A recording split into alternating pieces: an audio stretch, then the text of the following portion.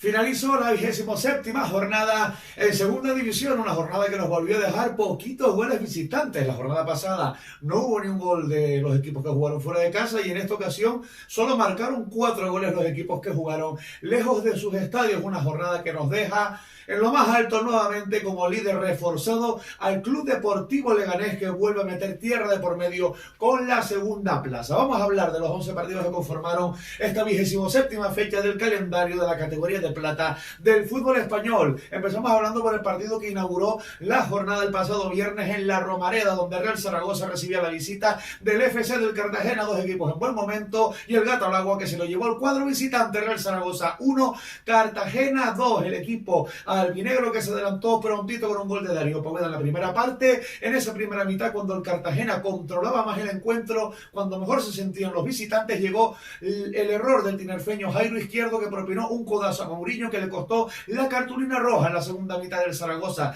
que asedió durante bastantes minutos la portería de un espléndido Raúl Lizoain, que con muy buenas paradas mantuvo a su equipo pues en lisa.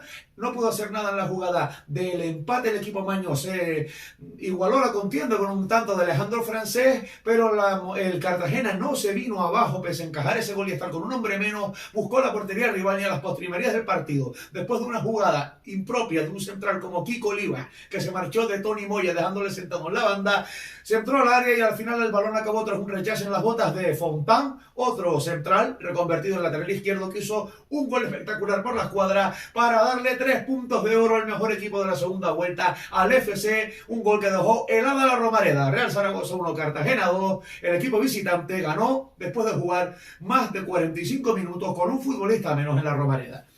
Vamos ahora a hablar de los partidos del sábado. Para empezar, duelo de equipos que estaban en la zona de descenso y que continuarán en ella. Andorra 1, Villarreal B 1. El equipo, el filial de Submarino Amarillo, no estaba en descenso, pero cae después de no ser capaz de conservar la ventaja que alcanzaron en la recta final del encuentro gracias a un gol de Collado cuando faltaba menos de un cuarto de hora para que concluyera el partido, pero la Andorra salvó los muebles en el descuento con un gol de Schindler, un tanto que deja a la Andorra penúltimo como estaba y que evita que el Villarreal B se quede fuera de la zona de descenso. El filial del Submarino Amarillo, el Villarreal B, que sigue tropezando contra los rivales directos. Andorra 1, Villarreal B 1. Ambos equipos finalizan la jornada en puestos de descenso. En el Carlos Tartiere, duelo de aspirantes al playoff de ascenso, y fue una victoria incontestable para el Oviedo. Real Oviedo 5, Burgos 0. Pues totalmente inesperado. Un Oviedo que es un partido pues brillante, sobre todo en la primera mitad. Se marchó 3-0 al descanso, liderados, capitaneados por un Sebas Moyano que firmó su hat-trick nada más empezar la segunda parte con el 4-0 en la recta final, pese a que el Burgos había buscado el gol del honor. Pues el quinto fue lo que llegó con un gol de Borja Bastón de penalti. Seoane fue el otro goleador de un Oviedo pletórico que arrolló al Burgos. Oviedo 5, Burgos 0. La verdad que el Oviedo en su estadio raya un nivel incontestable, prácticamente parecido al del Burgos en el plantío. Los hijos del frío que lejos de casa siguen sin levantar cabeza. A continuación, duelo de equipos en playoffs de ascenso. Sporting de Gijón 1, Valladolid 1. Amadem Díaz, uno de los fichajes de invierno de Real Valladolid, adelantó al cuadro pucelano en la primera mitad. En el Sporting de Gijón pues reaccionó pronto después en la segunda parte, después de comenzar el segundo periodo. A los 6 minutos en el 51 Cote marcaría el empate en un partido muy igualado. No se me vería más el electrónico en el campo del Molinón. Sporting 1, Real Valladolid 1. Duelo de aspirantes absolutamente a todo con esta igualada. Tanto los asturianos como los vallisoletanos permanecerán en zona de playoff de ascenso. Zona de playoff de ascenso donde también permanece el Español de Barcelona, que se impuso en el Stade Front Stadium de Cornellá por 3-0 al Club Deportivo Mirandés. Partido plácido, victoria plácida para el Español, que se adelantó en la primera parte gracias a un gol de Bradway en una falta peligrosa que entró tras rebotar en la barrera, que despistó a Ramón Juan. Ya en la segunda mitad, Aguado y de nuevo Bradway, en esta ocasión de penalti, pues terminaron de certificar la victoria del Español, que sigue siendo un equipo bastante sólido en casa. Rami salva este match ball, a lo mejor es mucho decirlo, pero sigue ganando el Español español en casa y sigue permaneciendo Ramos al frente del banquillo periquito. El Mirandés sufre su tercera derrota consecutiva lejos de Andújar. Tres desplazamientos y 3 derrotas en las últimas salidas del Mirandés, que continúa a mitad de tabla, pero ojo que se queda a 4 puntos del descenso. Vamos a hablar de los partidos que se jugaron el domingo, que fueron 5. Para empezar hablando del descenso, el Albacete, que sale del mismo. Albacete 2, Racing de Santander 0. Buen desplazamiento de la afición cántabra hasta el Carlos Belmonte. Vieron como Racing de Santander pues salió bien, tuvieron una ocasión muy clara, las botas de Arana, que sacó un defensor, bajó los palos, pero el Racing, que fue de más a menos, y el Albacete poquito a poco fue creciendo, fue poniendo en aprietos a Joaquín Esquieta, le hicieron intervenir. En el último minuto de la primera parte, Juanma perdonó el 1-0. La segunda mitad, que empezó por los mismos derroteros, el Albacete obligando a intervenir con muchísimo mérito a Joaquín Esquieta en la portería, hasta que llegó el 1-0, obra de Manu Fuster, haciendo justicia en el marcador. Y en los postrimerías del partido, Jonathan Silva marcaría el 2-0 a la postre definitivo. Victoria importantísima del Albacete para romper una muy mala racha, para salir del descenso. El Racing de Santander no hizo un buen partido.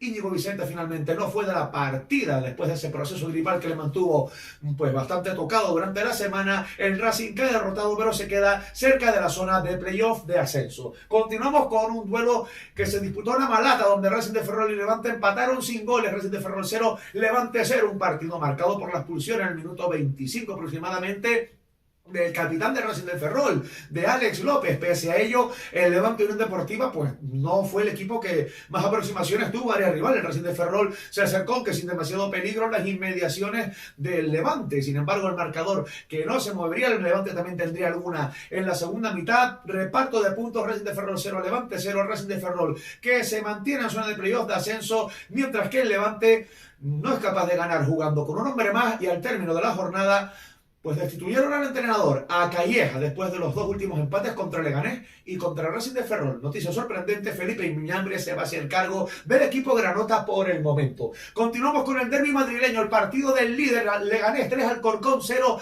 en Butarque. El Alcorcón, que comenzó bien, creando 2 ocasiones bastante peligrosas en el primer cuarto de hora del partido, pero el Leganés, en la primera clara que tuvo, jugada colectiva maravillosa que termina en las botas de Diego García para poner el 1-0 en el marcador. La segunda parte fue diferente, fue más de color pepinero. El Leganés ahí sí que fue superior, creó varias oportunidades y al final acabó ampliando su ventaja hasta ese 3-0, que consolida al equipo pepinero en el liderato con 4 puntos sobre la segunda plaza. El Alcorcón, por su parte, después de caer en el derbi ante el Leganés, pues se queda antepenúltimo en zona de descenso a Primera Federación.